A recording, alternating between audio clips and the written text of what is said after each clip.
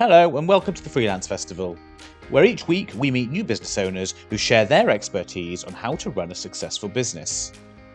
This week's guest is IT consultant Andy Steer. He'll be talking about how to protect yourself from future IT headaches, how to ensure you have a strong cybersecurity setup, and what essentials you need for when starting a new business.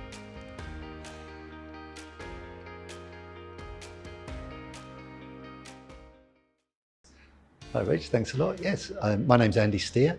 I'm founder and director of Vividly Simple. We help small businesses navigate the murky waters of IT. Things like, why is my PC so slow, are pretty common these days because we've taken a real jump in the needs of Windows 10 and other operating systems to just consume computing power. I guess another scenario would be my emails are ending up in people's spam folders, or I've lost this document, can you help me find it? All of the simple things actually. I'm working from a different office, can you help me connect to the internet? Or how do I connect to this printer? I really need to print this document before I go home tonight. Fairly simple stuff, but really important for businesses to drive through. IT, the frustrations of IT are well known. But with a little bit of thought and a little bit of configuration, IT can be relegated to just sitting quietly in the background doing its thing while people get on with their business. So we love those conversations. The principle to start with is always keep your data in as few places as possible. In these days of GDPR and cybersecurity, it's because it's a massive headache if you have data spread far and wide. But the world these days, unfortunately, is tempting us with shiny apps for this and shiny apps for that. And all too often we see that people have got a whole array of applications, each of them containing data, personal data, that it's almost impossible to keep track of. So step one is always consolidate. Let's find a platform for you to help you keep that data in as few places as possible. Then we ask a number of questions usually. Who's involved in your business? How do they communicate with each other? Who needs to do what day to day to just let your business operate? And we call that sort of keeping the people connected, if you like. What sort of systems do we need in place to just make sure that people can do their job day to day? We're talking about simple things like emails and telephones, cloud storage for files, especially we're hopefully coming out of a pandemic at the moment. But it's never been more important that people working in remote locations can access the same information and work efficiently together. So one of the key considerations is make sure that everyone has access to the people and the information they need to do their job.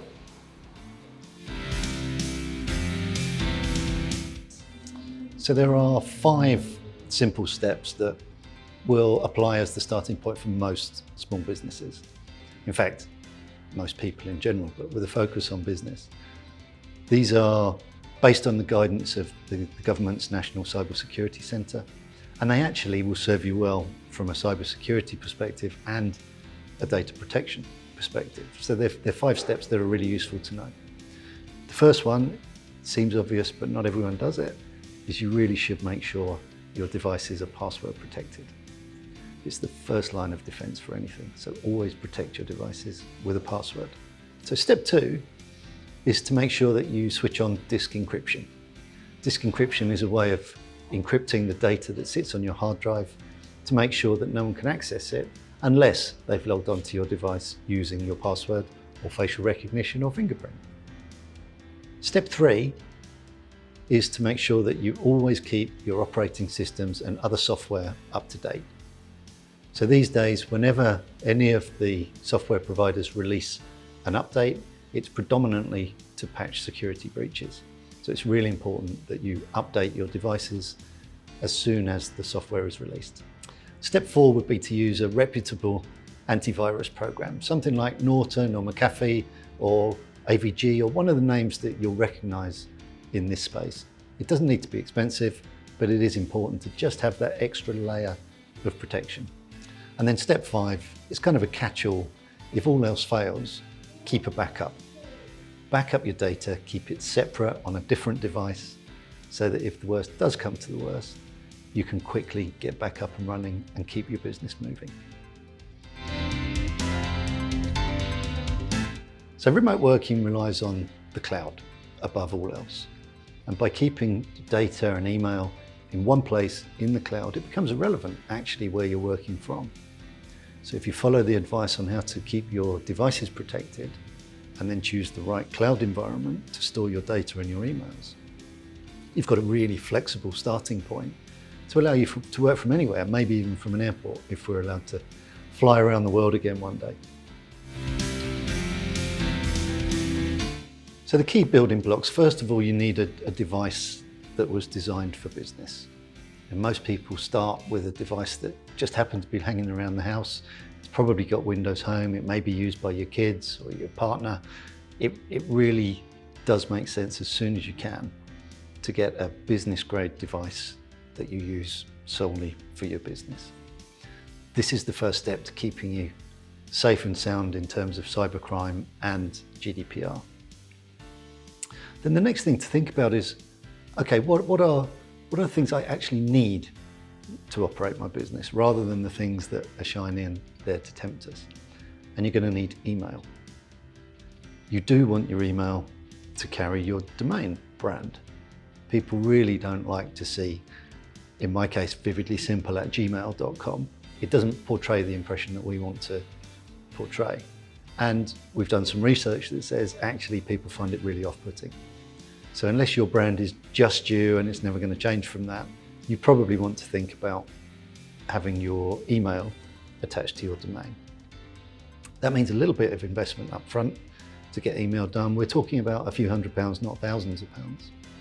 And in the same process, you can probably get yourself set up with a cloud platform that will give you everything you need today and plenty of room to grow. So that's the first proper building block, if you like, is a cloud platform that manages your day-to-day business admin.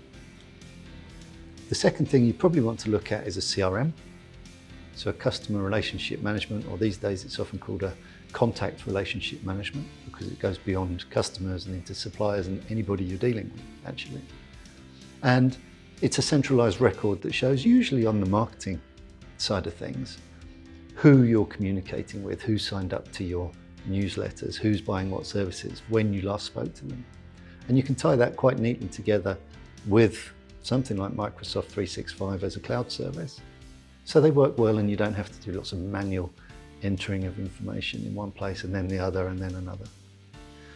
And then the third building block that's really critical, especially in these days with tax going digital and the government insisting in real-time accounting, it makes no sense to do anything other than having an online cloud-based accounting platform.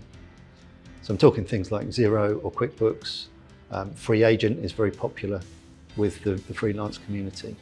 But it doesn't matter what the system is, provided the government say, yes, you can use this and we accept that it qualifies for making tax digital, then you're going to save yourself a lot of time.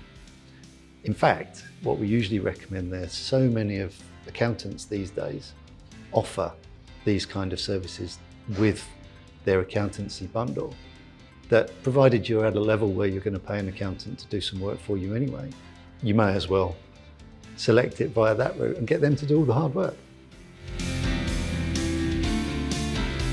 Most of them are paid for services. So if you take Microsoft 365, for example, for one user, you're looking at something less than £10 a month. So it's not an expense that's going to break the bank. It needs thinking about. You know, you don't want to pay for Microsoft 365 and Google and Dropbox, because then suddenly £10 becomes £30 and costs can escalate. But you know, most of these services will cost you something to start with, albeit not a fortune. CRM, you might find some free options that are enough if you're very early stage in your business. But be careful with CRMs, because one of the licensing sort of models that they use is to offer you a free service, but then jump up in quite steep increments when you want to add on that next piece that's really important to you. So just think ahead a little bit if you can when you're choosing CRMs. And if you can predict what you might need next, you might be a bit safer in predicting what costs you're opening yourself up to later on. Thanks for watching this week's video. We hope you found it useful. To get in touch with this week's guest, you can find their details in the video description below. And don't forget to give them a like.